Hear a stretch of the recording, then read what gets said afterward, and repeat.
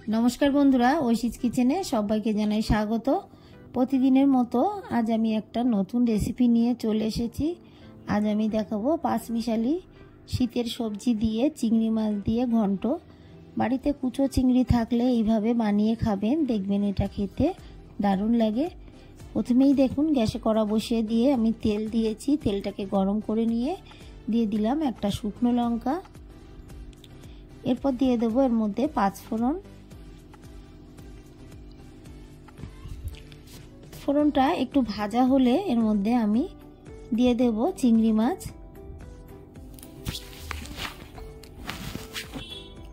চিংড়ি মাছটাকে দিয়ে ভালো করে নেড়ে নেব। আমি চিংড়ি মাছটাকে আলাদা করে আর ভেজে নিলাম না, একই সঙ্গে ভেজে তারপর রান্না করব। আপনারা চাইলে আলাদা করে চিংড়ি মাছটাকে ভেজে তুলে নেবেন।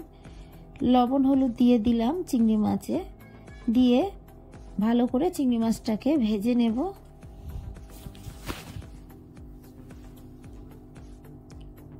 আরও একটু লবণ দিয়ে দিলাম কুচানো টমেটো।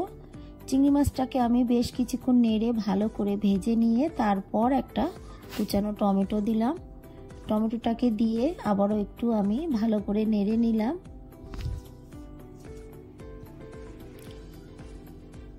এরপর দিয়ে দিলাম চেরা কাঁচা লঙ্কা, দিয়ে আবারও বেশ কিছুক্ষণ আমি নেড়ে নিলাম। এরপর দিয়ে দেব ধনে গুঁড়ো। খুব বেশি ধনে গুঁড়ো কিন্তু আমি দিলাম না, হাফ টিস্পুন ধনে গুঁড়ো দিলাম।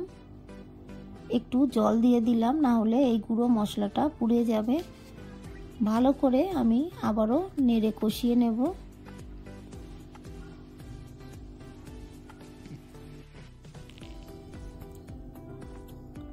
টমেটোগুলোকে একটু চেপে চেপে দেব।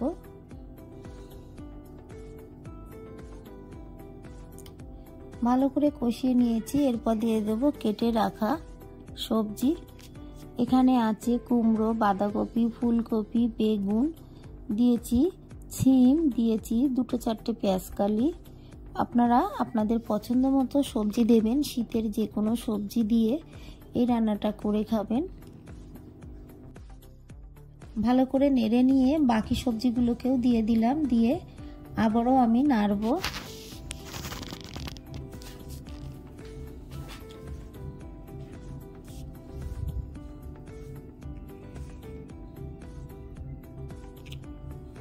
বেশ কিছুক্ষণ এইভাবে নেড়ে নিয়ে দিয়ে দিলাম লবণ, দিয়ে আবারও নাড়ব।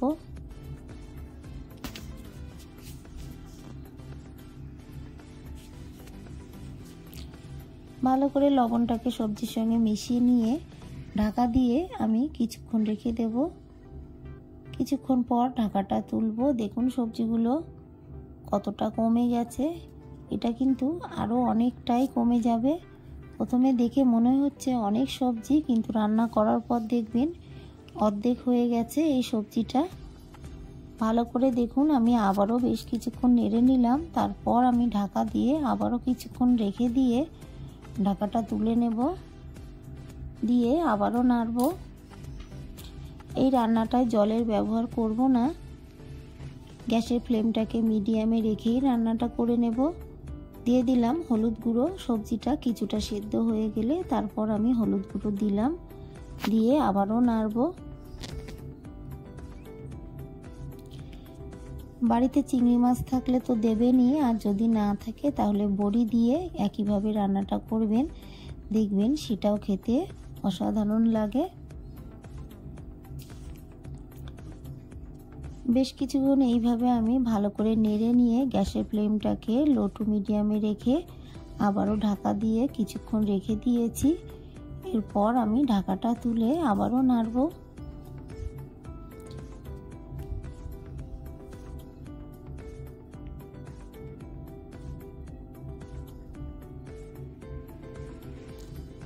খুন্তি দিয়ে সবজিগুলোকে একটু চেপে চেপে গেলে গেলে দেব, তাহলে দেখবেন ভালো লাগবে। যেহেতু আমি এর মধ্যে আলু দিইনি, আপনারা চাইলে আলু দেবেন।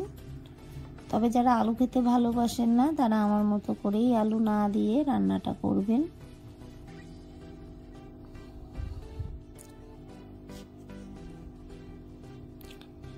ভালো করে আমি আবারও নাড়ব। দেখুন সব সিদ্ধ হয়ে গেছে।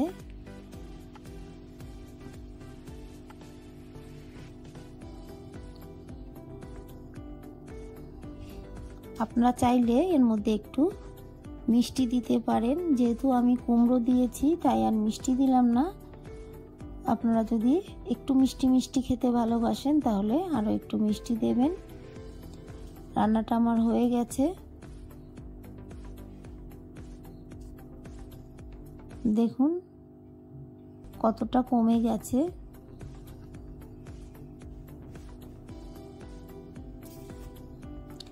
লো ফ্লেমে আমি আরও একটু নেড়ে নিচ্ছি।